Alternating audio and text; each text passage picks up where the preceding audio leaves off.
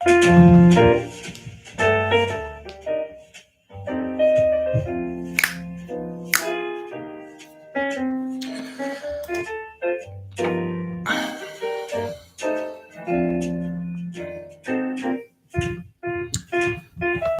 check, yeah, yeah. Check, check, yeah, yeah. Check, check, yeah, yeah. Check, check, yeah, yeah. We're living in the top of the road, in the mansion on the hill at the bottom of Junction. Click, click, click, click, click, click, click, click, click, click.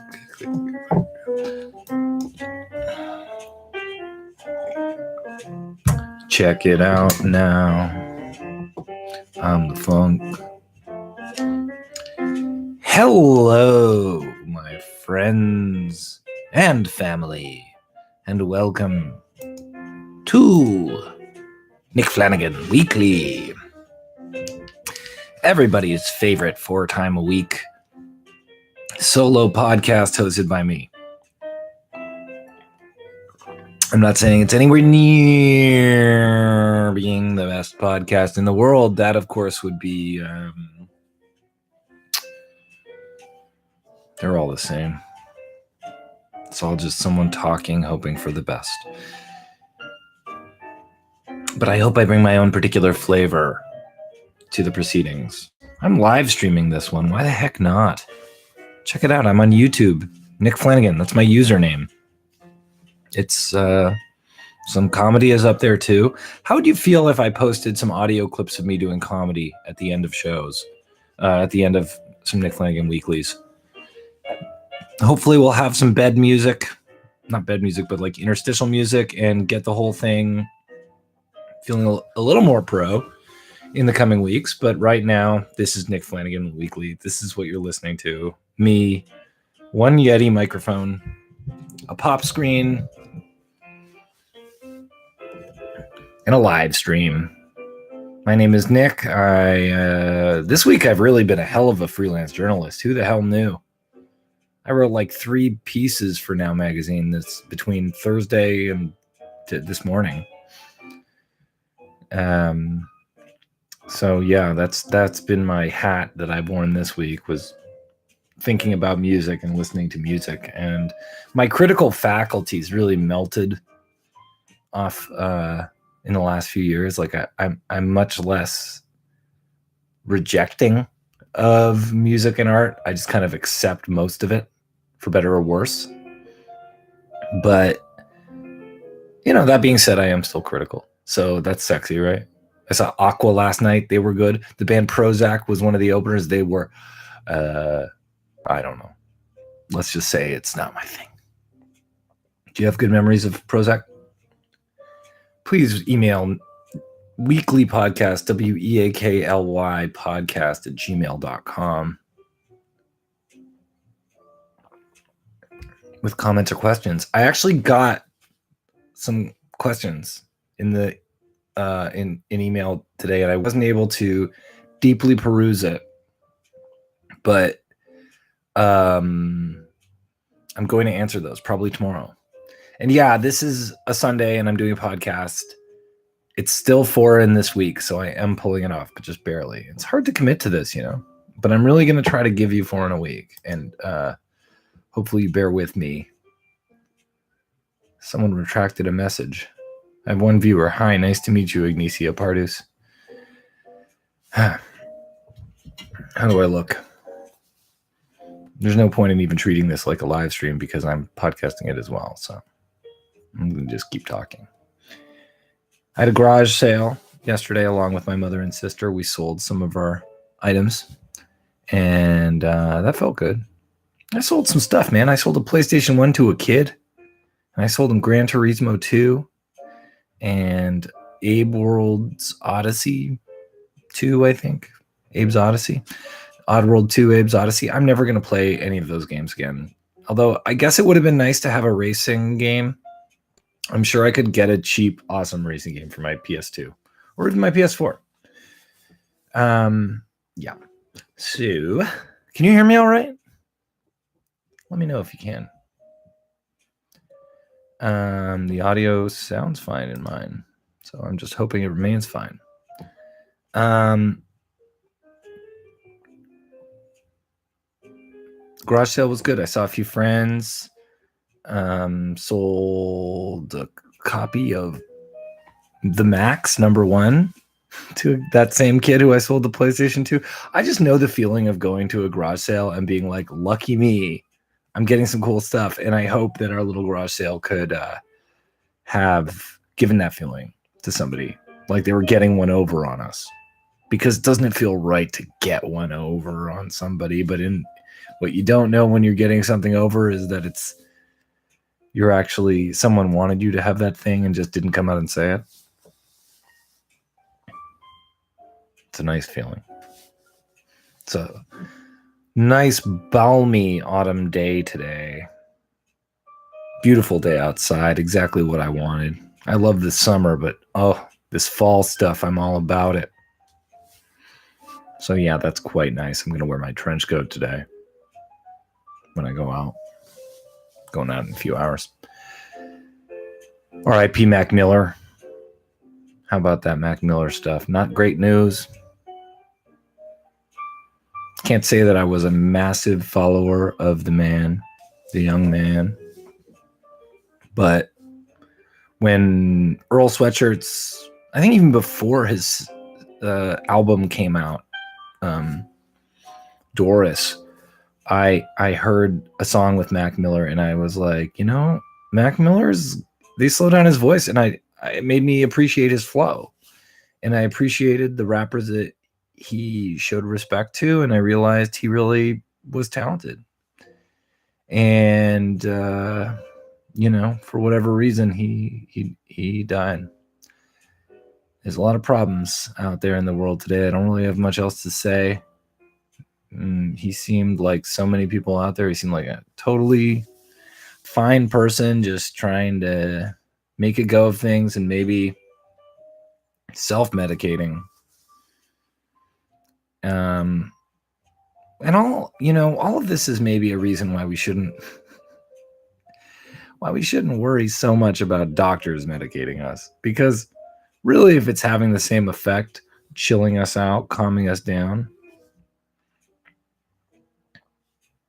and one of them increases our chances of possibly dying, take that prescription, baby. At the worst, we're going to sue those doctors. You can't sue your drug dealer.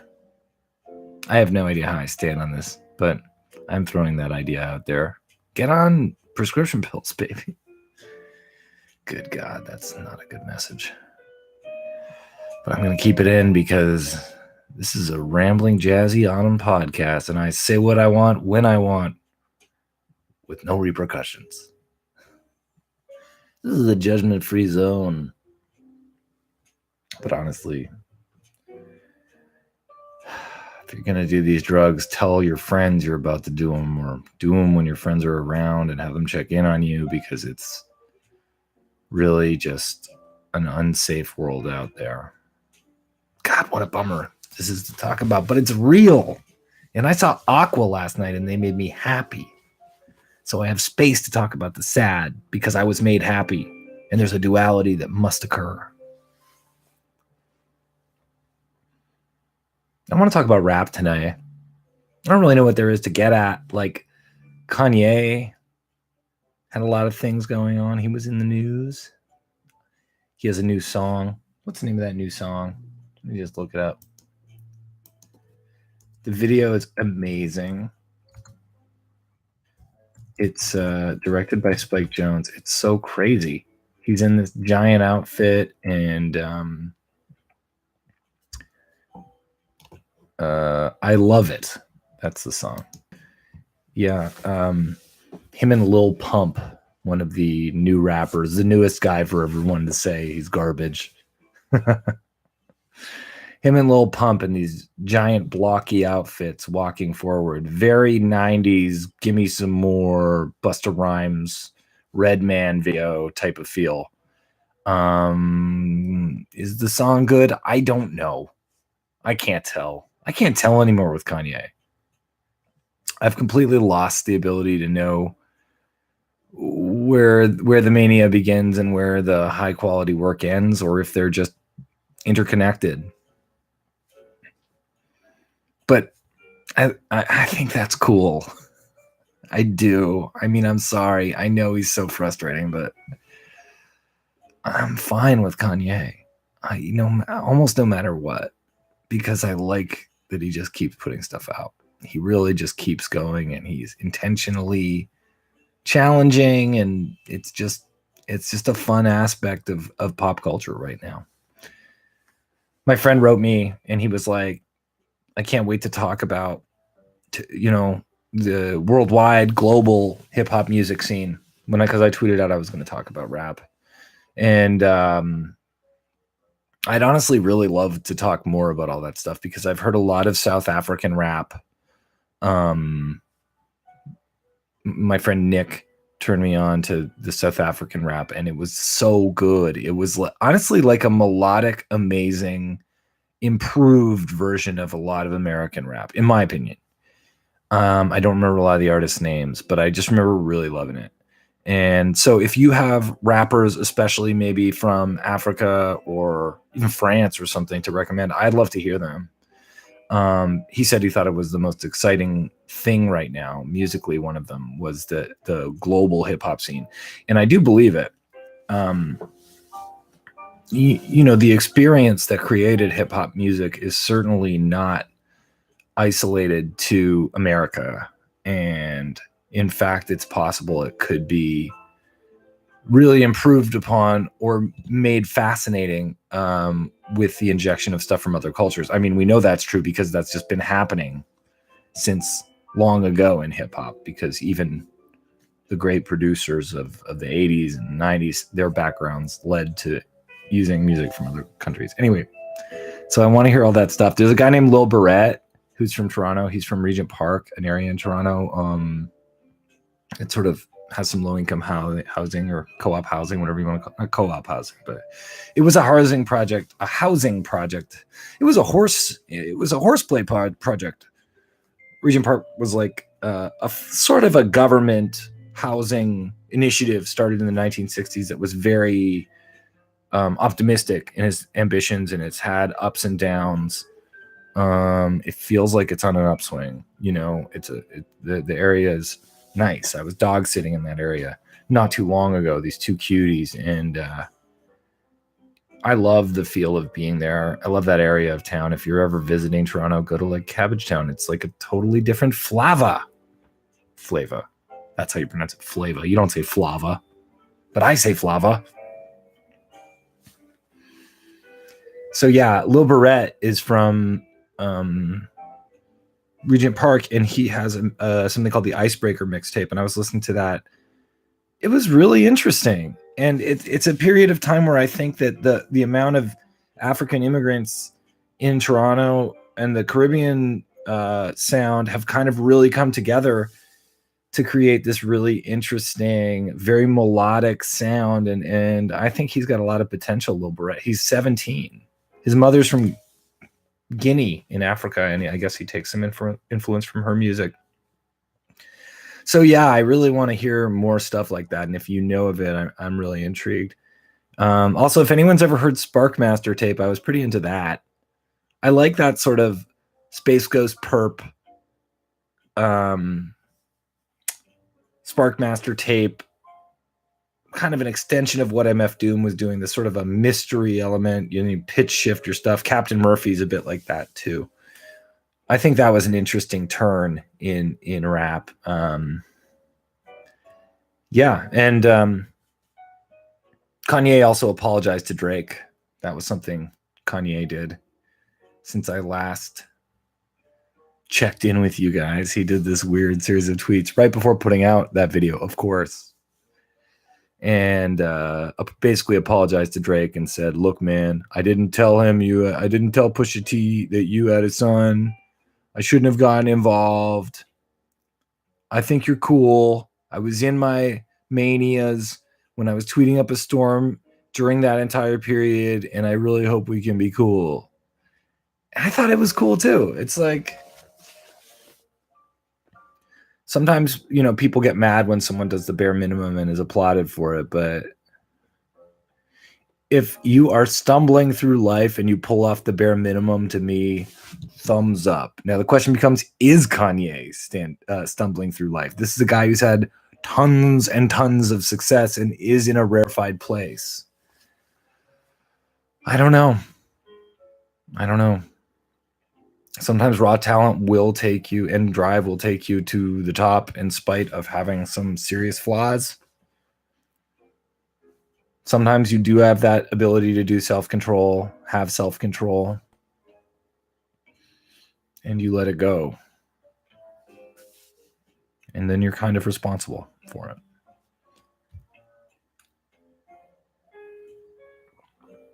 But yeah, it's good he apologized to Drake.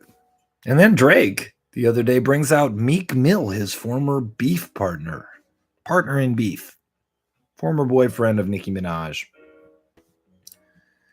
to say the beef was squashed.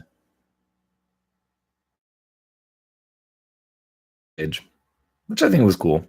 I mean, Drake, it's like he's almost like the Fortnite of rap, He has seasons. And now Drake is in this cinematic apology, it's all love tour after putting out his like I'm horny and isolated album, Scorpion.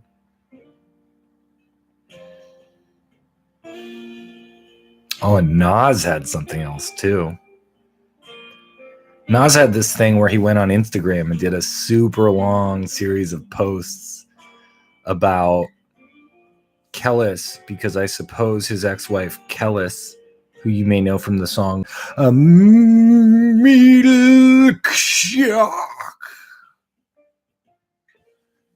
Milk Shock?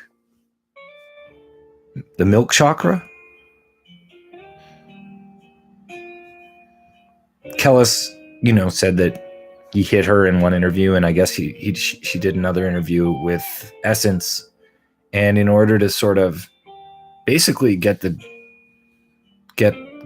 word out as fast as possible, he did like a 6 or 7 long Instagram posts where he just wrote on Instagram about the roadblocks that he'd sort of felt like he had with her, saying that he was not abusive, and basically refuting her claims and saying she was a bad person. And he kept saying, how is our kid going to feel? I feel bad for our little man. And it's like, well, I feel bad for him too, because he's seeing this too. But, but I have to tell you, I read this Nas thing, and it felt to me like it rang true because it was so long and it felt very heartfelt. And frankly, I'm biased towards Nas. I'm pro Nas. He's one of the people who, for whatever reason, his effect on me feels large. So I'm angled to favor Nas. I'm not saying that's right. I'm not saying that's wrong. I'm saying that's what it's brought out. I also think if he was being contacted by Essence Magazine before the printing of it, they were trying to give him the chance to rebut, which makes me think that maybe they were unsure about the validity of the claim. Yeah. But that being said, I'm dubious.